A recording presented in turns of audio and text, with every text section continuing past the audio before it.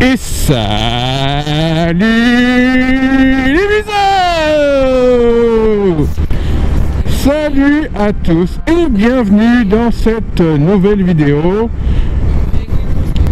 Alors aujourd'hui on se retrouve pour un nouveau test. Ça faisait longtemps que j'avais pas fait de test. Et nous sommes sur la petite Suzuki SV650 de 2018.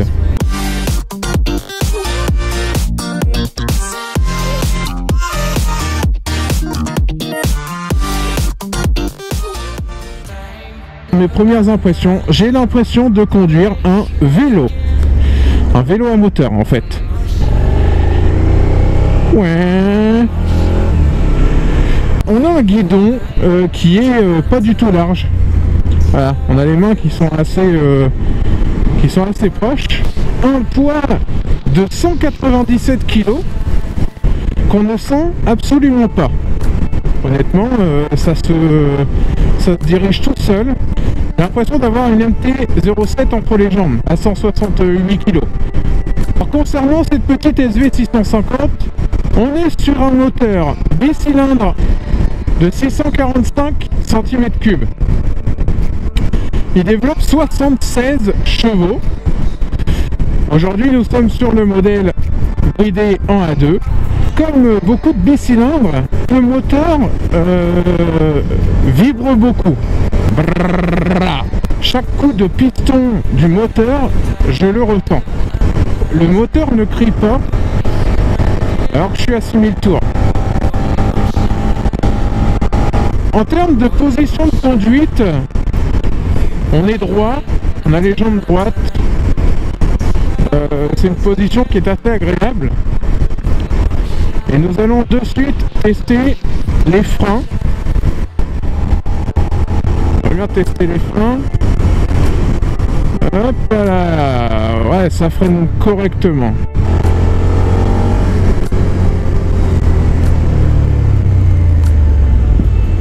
Ouais, ça va, ça arrête bien de jouer. C'est pas mordant. Hein. On a un freinage qui est assez progressif. Hein. Il est pas, c'est pas sec l'embrayage. Et d'ailleurs c'est un peu comme la MT-07, c'est assez court, hein. Il n'y a pas besoin d'embrayer sur 10 km. Voilà, un petit coup de poignet, et là on voit la distance. Hein. Le levier d'embrayage n'est pas réglable, mais en réalité, hop là, il n'y a pas besoin de grand chose.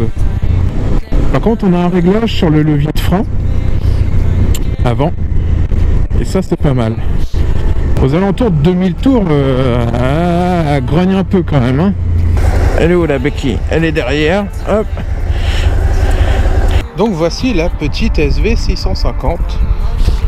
Alors concernant les caractéristiques de ce petit jouet, à l'avant nous avons un phare avec une ampoule H4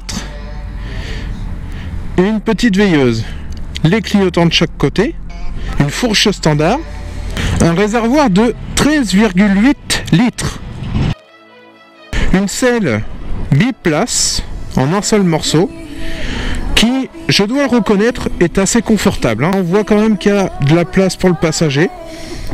Un feu arrière en deux parties, assez sympa. La ligne d'échappement, c'est assez sympa avec la partie chromée. Alors on aperçoit des petits motifs façon carbone sur le côté du réservoir. Et ça, c'est franchement sympa. Ça donne un petit truc, je trouve. Voilà, selon l'angle de vue, ça donne un petit truc. Alors sur ce côté là on aperçoit le bicylindre. Le freinage à l'avant, double disque Tokiko. Le freinage à l'arrière, simple disque Nissin. Le poste de pilotage, le klaxon, les clignotants, warning, croisement plein phare et le pass pour les appels de phare. Le coupe-circuit et le démarreur. Alors le compteur est assez clair. Quand on conduit, il tombe directement sous les yeux. Et ça, c'est génial. Nous avons le régime moteur en haut. Donc qui part de 0, qui va à 12 000, en commençant la zone de rupteur à 10 000. L'heure, la vitesse au milieu en gros et le rapport engagé.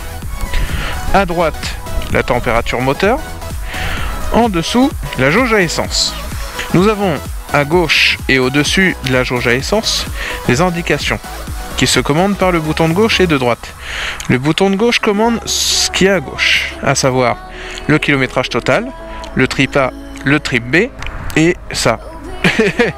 Et ça, je ne sais pas ce que c'est. Si vous savez, n'hésitez pas à mettre en commentaire. À droite, nous avons la consommation instantanée, la moyenne de consommation et le kilométrage qui nous reste avant de retourner à la pompe. Alors au niveau du tarif, c'est une moto qui avoisine les 6500 €.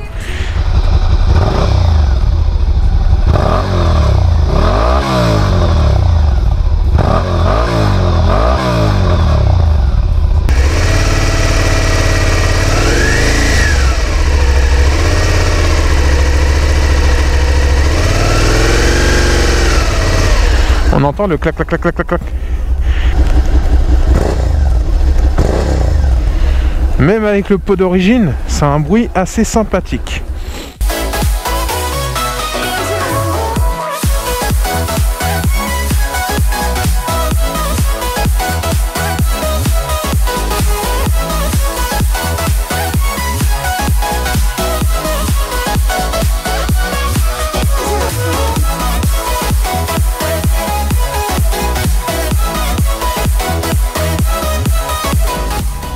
Ce qu'il y a de bien à savoir, alors c'est que déjà pour monter dessus on n'a pas du tout de mal, et bien le démarrage se fait par simple pression, la preuve.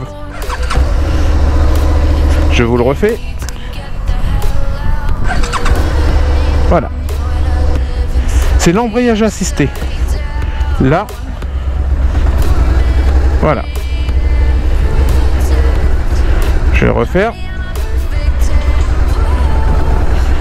Voilà. C'est génial. En rayon de braquage, on est correct hein, quand même. Regardez, hop. Hop. Là je suis à fond. Là je suis à fond. Hop là. Tiens, on va faire un test de frein.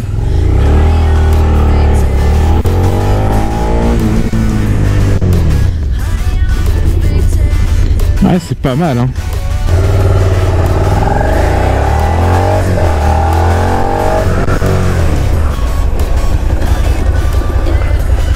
Ouais. Comme tous les roadsters, il n'y a pas de bulle. Donc on se prend le vent de face. La suspension arrière est réglée de manière assez molle. Quand on se prend des chocs ou des dodanes ou des trucs comme ça, bah en fait c'est parfait quoi. Et pour terminer, la petite côte des familles, comme d'habitude à 50. On commence à prendre la montée. Et là on envoie.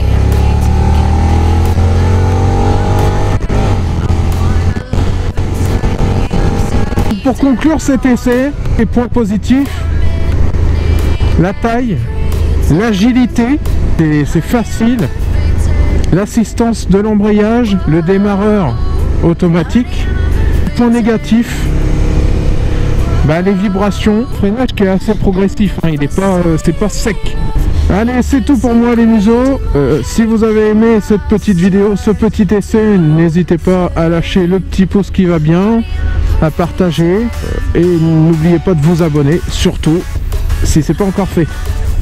Sur ce, je vous laisse et je vous dis à très bientôt. Et sur ces bonnes paroles, see you soon, see you soon, see you soon, soon, soon, soon.